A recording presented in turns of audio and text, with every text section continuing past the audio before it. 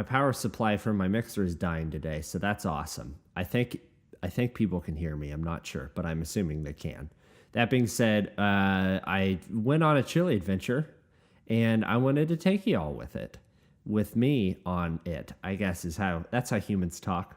But yeah, this is we're just gonna title it Bing Bong Chili for now.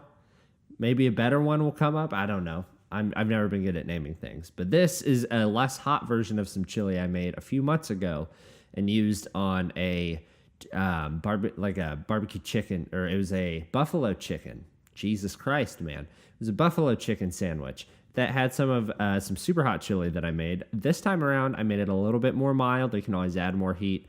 I wanted to be a bit more on the experimental side. So what I did with this was I used 1.5 pounds of mushrooms, just white cap mushrooms. I used 1 large onion. I used 7 tomatoes. 4 of those were red, just off the vine. 3 were the yellow or golden type tomatoes. I used 2 cans or 24 ounces of tomato paste. I used feta cheese and an over easy egg to garnish it on top. Now, if you want to take those 2 off, this is all vegan. It's good to go. You can always add some nut-based cheese or something if you want to do that. No big deal. A potato-based nacho-style cheese that we made a couple episodes ago would be delicious on top of this. Aside from those, I used 3 teaspoons of peanut butter in there to give it a bit of a creaminess, a little bit of sweetness. 1 can or 7 3/4 ounces of like a tamale sauce. So just tomatoey, kind of spicy. I wanted to give it a little bit of a kick. My previous recipe, I used 3 cans, so it's a third of the heat, at least from the thing. Then I used 2.5 tablespoons of minced garlic in the base with the tomatoes and all that sort of stuff. I also used a can of black beans and a can of kidney beans. Both of those were 15-ounce cans.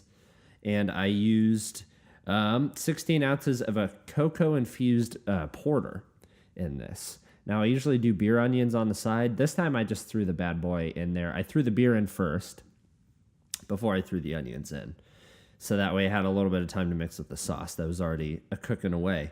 As far as the dry seasoning goes, I used 4.5 tablespoons of ancho chili powder.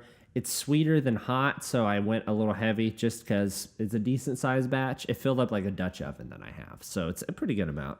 A teaspoon of cumin, 1.5 teaspoons of oregano, a little bit of salt, probably 2 to 3 teaspoons for the whole thing. I try and keep it low. I did a tablespoon of paprika, 3 tablespoons of onion powder, and 2 tablespoons of garlic powder. I didn't use any fresh garlic in this, so I went with some garlic powder and some minced garlic. That way you kind of get a little bit of saltiness from the powder and not a pickling, but a bit of a brine from the minced garlic, which is kind of nice. And I also had some rainbow microgreens, I believe, just microgreens on top of that, just to, like I said, to garnish it, make it look kind of nice. So that's all I put into this. As far as like step-wise, I first put some butter in my Dutch oven, a couple tablespoons of that just to help kind of prevent any sticking at the bottom. I have stainless steel pots and pans, and that is a huge pain in the ass, especially when you're cooking stuff for a long amount of time. Time-wise, in general, this is something I like to do if I'm going to like clean the house or attempt to clean the house and do just laundry or whatever the fuck you're doing. So this I like to set at least for a couple hours. I think I made it to a 3 hour from beginning to finish as far as the tomatoes hitting the buttered Dutch oven. And so, yeah, I put the tomatoes in first after I let that butter melt a little bit. And then after the tomatoes stewed down a little bit and kind of softened up, I put in your tamale sauce, your tomato paste. You do that, good to go. And then after that kind of congealed a little bit, I threw that pint of beer in. Or not quite a pint, I guess 0.9 ounces off of a pint, so 16 ounces, whatever. And once that kind of mixed in a little bit and cooked down, I threw the onions in. Now, I let that sit, onion-wise I let it sit for probably 45 minutes before I put anything else in, maybe even an hour. I stirred it occasionally, just kept an eye on it, low heat. Put it on low heat after the tomatoes get cooked down, if you're going to let it simmer. I did that. I added the peanut butter about 45 minutes after the onions, maybe an hour after the onions. And after I let that set for a little bit, I threw in my mushrooms. About half of those I food processed them, so they came out super, super finely diced. The other half were just kind of like roughly cut to get a little bit of both worlds and to help it thicken up a little bit.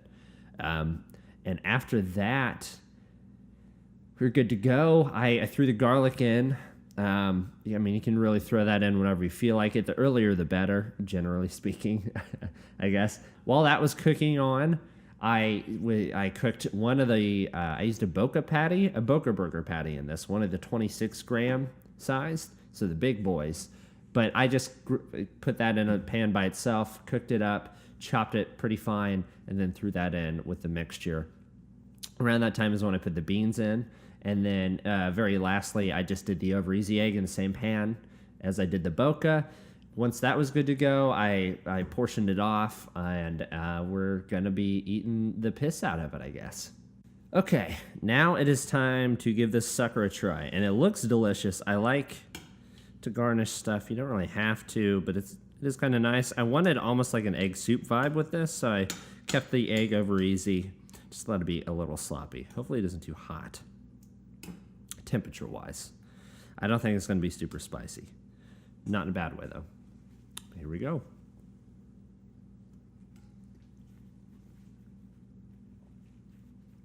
I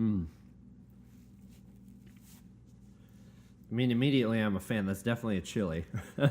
It's definitely more laid back with the ancho powder as opposed to like a chipotle, which again I used in a hotter version of this. And it was good, but unless you're a big fan of heat the whole time, I mean, it's just never ending, man. But the egg adds a nice sort of earthiness to it. Oh, man. Okay, let me get more of that microgreen in here.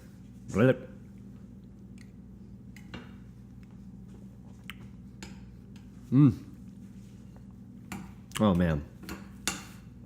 If you have to shovel your sidewalk like a fucking dog like I did, I wish I would have had a cup of this waiting for me. Once I got back in, I hadn't thought of this far ahead, I suppose. This one has like a good amount of heat. It builds, but the feta helps counteract that. A few things help counteract that.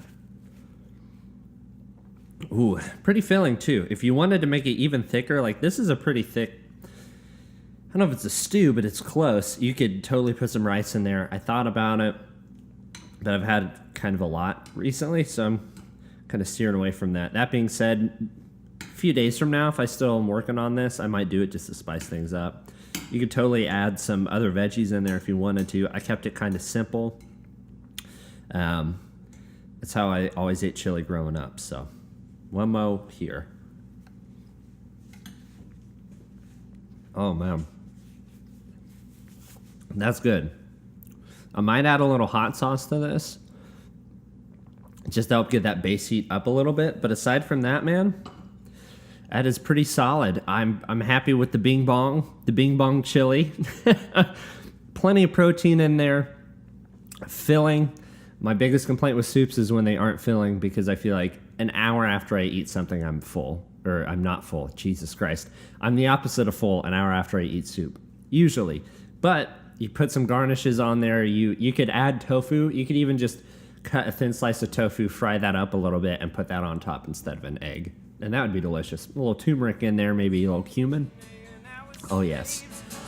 Thank you so much for watching, and I hope you eat it all.